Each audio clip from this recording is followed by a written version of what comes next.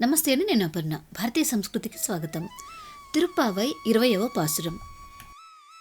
முப்பத்து மூவர் அமரர்க்கு முன்சென்று கப்பாந்த வெக்கும் கலியே துயியழாய் செப்பம் உடையாய் கிரல் உடையாய் செற்றார்க்கு வெப்பம் கொடுக்கும் விமலா குயியழாய் செப்பன்னனென் உலைச் செவ்வாய் சிறுமருங்குல் நப்பின்னை நங்காய் திருவே புயழாய் உக்கமும் தட்டொழியும் தந்துன் மணாளனை இப்போதை எம்மை நீராட்டேலோர் ఎంబావాయ్.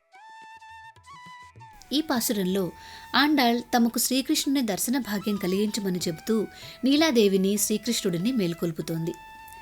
33 కోట్ల దేవతలకు ఏ విధమైన ఆపదలు వచ్చినా ముందే అక్కడికి వెళ్ళి వారిని రక్షించే సమర్థత గల ఓ స్వామి నిద్రలేచిరా.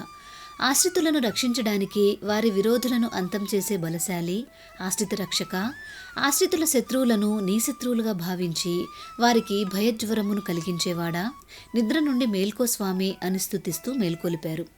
అయినా స్వామి మేల్కోకపోవడం చూసి జగన్నాటక సూత్రధారి అయిన ఆ జగన్నాథుని మేల్కొల్పుమని నీలాదేవిని ఇలా ప్రార్థిస్తున్నారు గోపికలు. దొండపండు వంటి అధరములు, సన్నని నడుము కలిగి అతిలోక సుందరంగా విరాజిల్లుతున్న ఓ నీలాదేవి, నీవు శ్రీ మహాలక్ష్మీదేవికి సమానురాలవు.